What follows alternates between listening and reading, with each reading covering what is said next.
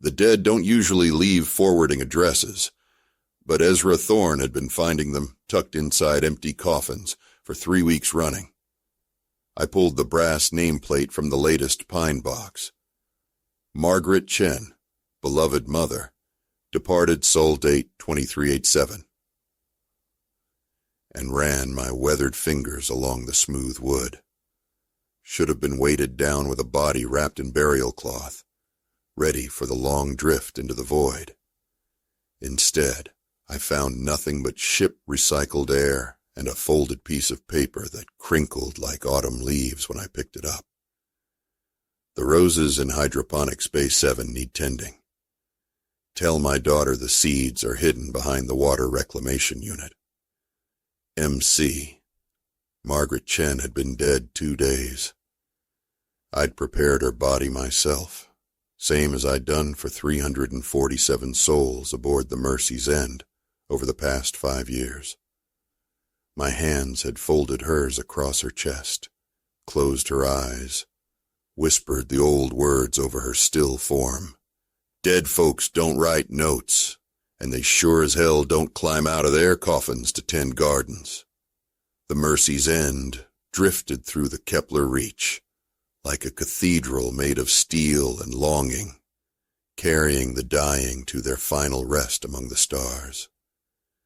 We were a hospice ship, the last stop for those who'd outlived their worlds or their welcome.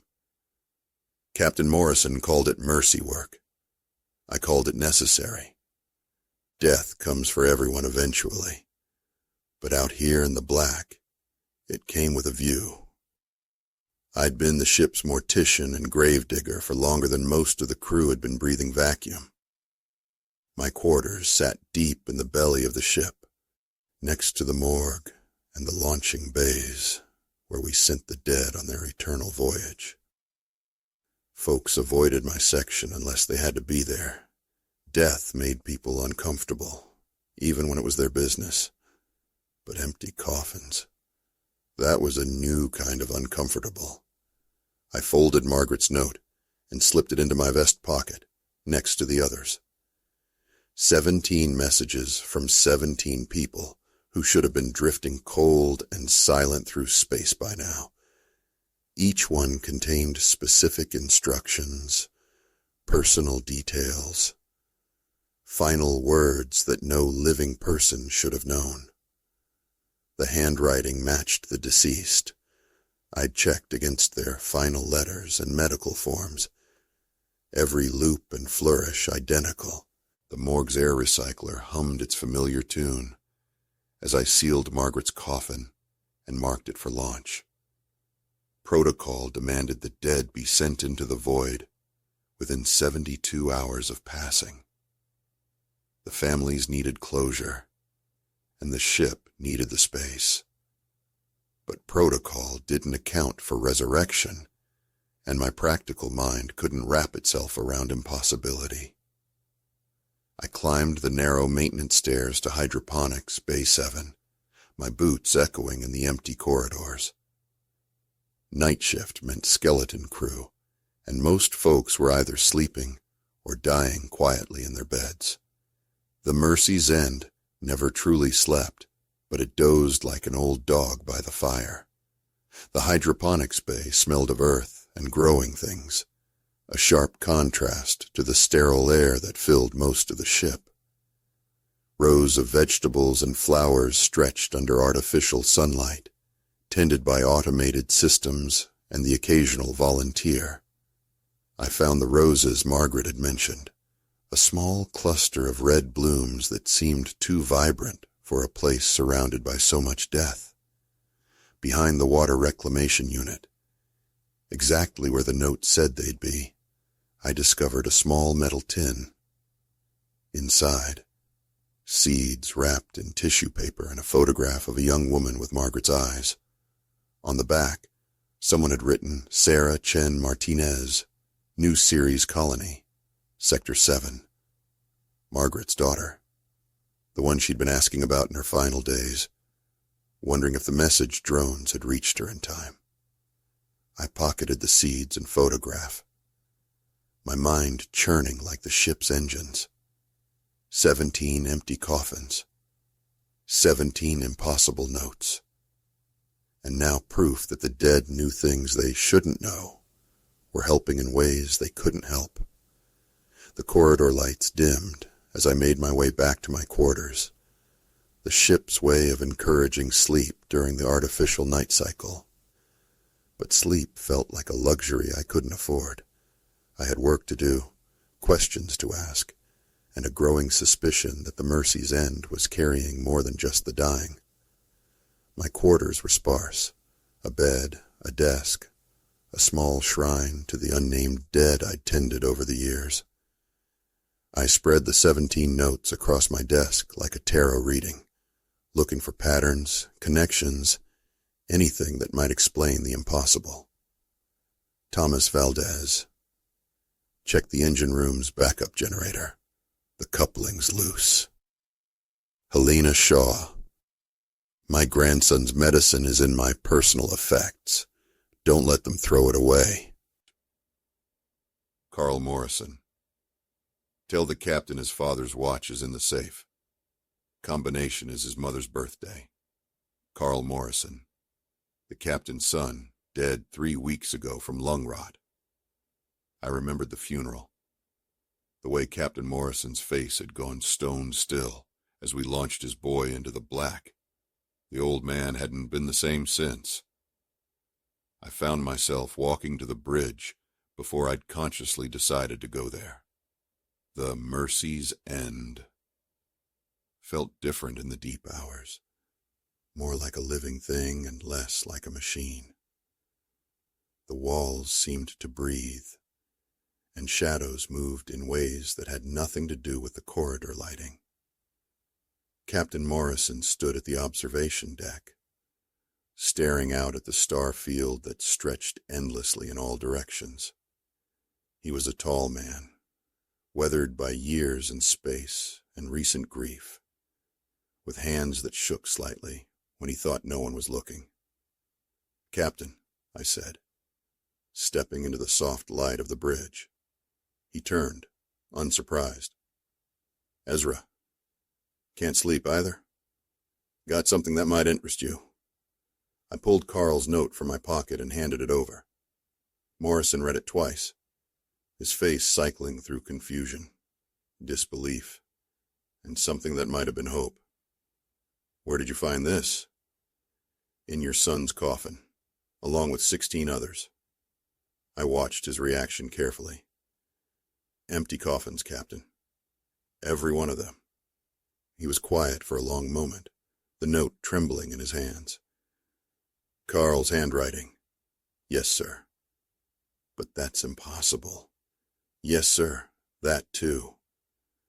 Morrison walked to his command chair and sank into it, like a man carrying the weight of worlds. "The safe combination he mentioned. It's right. No one else knew that date except Carl and me." "You think he's trying to tell us something?" The captain looked up at me with eyes that had seen too much death and not enough peace. "I think maybe the dead don't leave us as completely as we thought." I spent the next 2 days following the instructions in the notes. Thomas Valdez had been right about the engine coupling. Chief Engineer Rodriguez found the loose connection exactly where the note said it would be. Helena Shaw's grandson's medicine was indeed in her personal effects, a rare medication that would have been impossible to replace out in the reach. Every note led to something real, something that mattered, but the empty coffins kept coming. Samuel Torres. "The navigation computer has a memory leak in Sector 7. It'll cause problems during the next jump." "Rebecca Walsh. My roommate's been stealing medication. Check her belongings." David Kim. "The air recycler in Section C needs new filters. People will get sick." Each morning brought another empty coffin, another impossible message.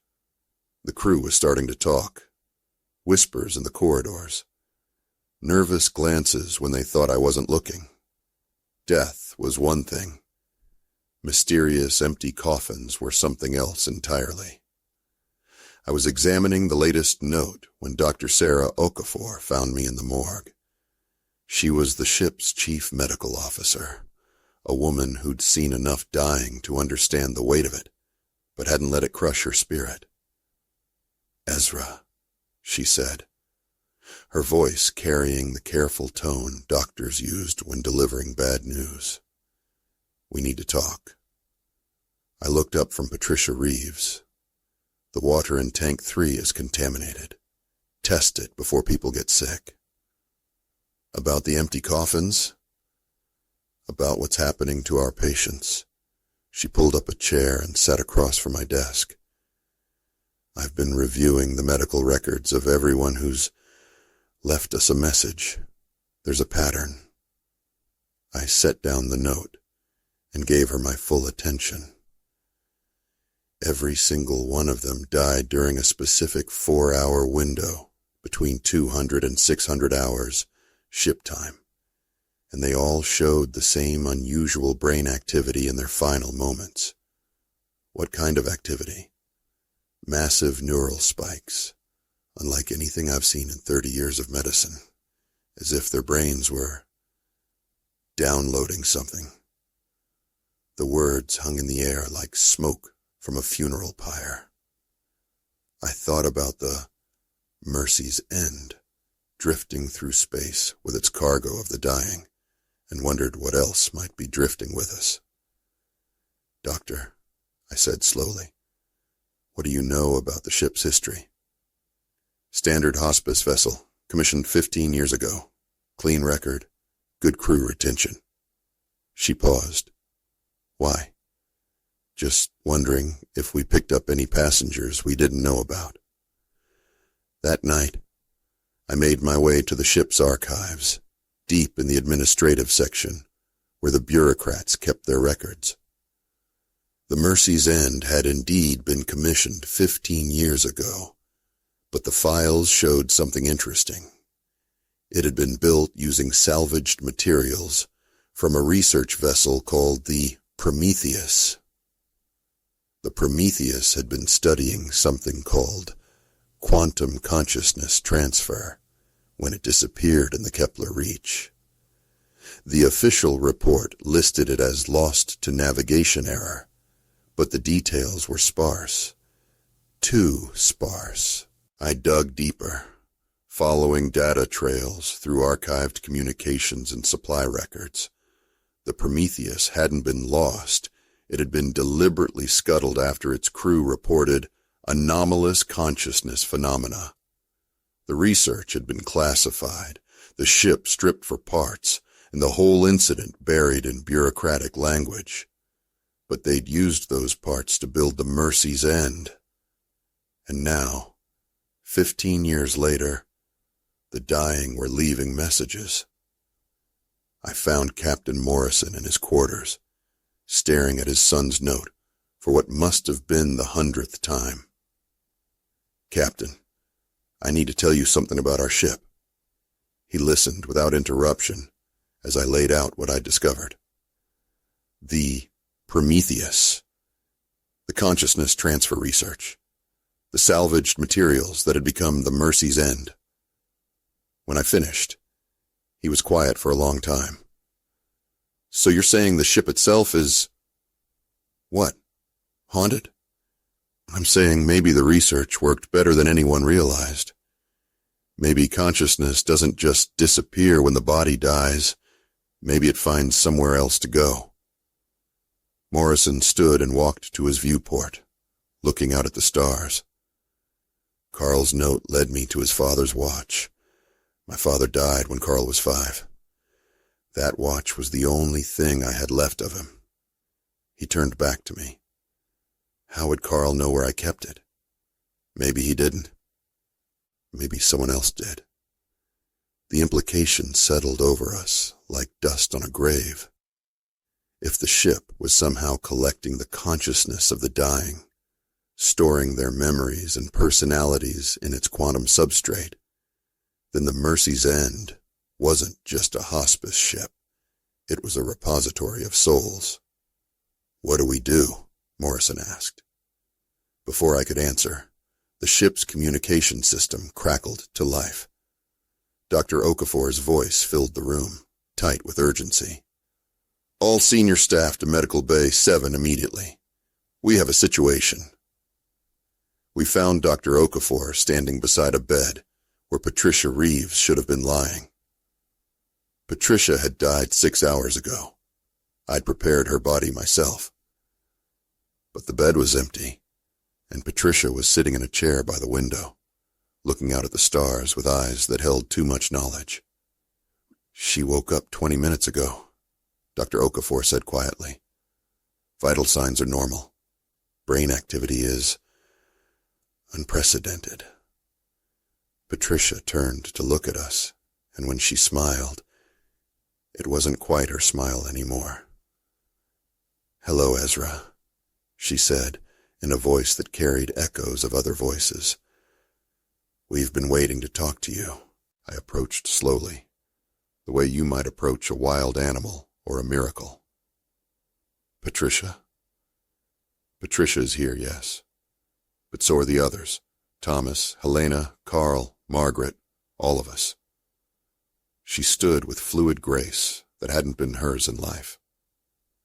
"We wanted to thank you for delivering our messages." Captain Morrison stepped forward, his face pale but determined. "Carl, is that really you?" Patricia's expression shifted, and suddenly Carl was looking out through her eyes. "Hello, Dad. I'm sorry I left so soon." Morrison's composure cracked like ice in spring. "Son, we're not gone, Dad. Not really. The ship, it caught us as we were leaving, gave us a place to stay." Carl's voice came through Patricia's lips, but the inflection was unmistakably his. "We've been trying to help, to show you we're still here."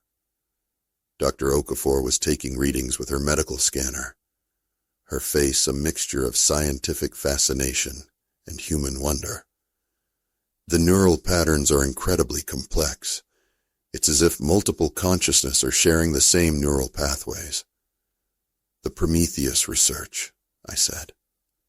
It worked. Patricia nodded, but now it was Margaret Chen looking out through her eyes. "The ship learned to catch souls the way a net catches fish. We were the first, but we won't be the last." "What do you want from us?" Morrison asked. "Understanding," said a voice that might have been Thomas Valdez. "Acceptance. We're not ghosts, Captain.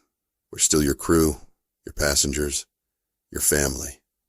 We're just somewhere else now." The implications were staggering. The Mercy's End wasn't just a hospice ship. It was a bridge between life and whatever came after. The dying weren't truly dying. They were transitioning into something new, something unprecedented in human experience.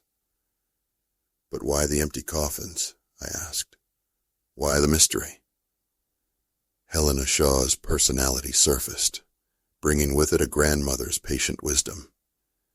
"Because the living need to let go, Ezra. The families need their grief, their closure. We didn't want to take that away from them. But you wanted us to know. We wanted you to know that death isn't the end, that love persists, that consciousness finds a way." Patricia's own voice returned, layered with the experiences of all the others. "We wanted you to know that the Mercy's End is more than just a ship. It's a sanctuary." Over the following days, we learned to communicate with the collective consciousness that had formed within the ship's quantum substrate. They could manifest through Patricia or through the ship's systems themselves, speaking through communication panels and environmental controls. They helped with repairs, offered medical advice, provided comfort to the dying passengers who were about to join them. The crew adapted with the resilience that spacers develop when faced with the impossible. Death had always been part of life aboard the Mercy's End. Now it was just a different kind of transition. Captain Morrison spent hours talking with his son, finding a peace he hadn't known since Carl's passing. Dr. Okafor began documenting the phenomenon, laying the groundwork for a new understanding of consciousness and mortality. The dying passengers found comfort in knowing they wouldn't truly be alone, and I continued my work as gravedigger. But now I understood that I wasn't just disposing of the dead, I was helping them find their way home. The Mercy's End sailed on through the Kepler Reach, carrying its cargo of the dying and the transformed. In the depths of space, where the stars burned like distant campfires, we'd found something unprecedented. Proof that love and consciousness could survive even death itself. The empty coffins still appeared from time to time, but now I knew they weren't empty at all. They were full of possibility, full of the promise that every ending was also a beginning. The dead had found their forwarding address after all.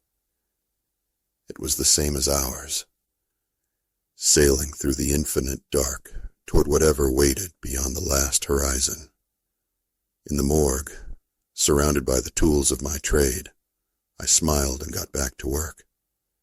There were always more souls to tend, more transitions to ease, more bridges to build between the world of the living and the sanctuary of the transformed. Death, I'd learned, was just another kind of mercy.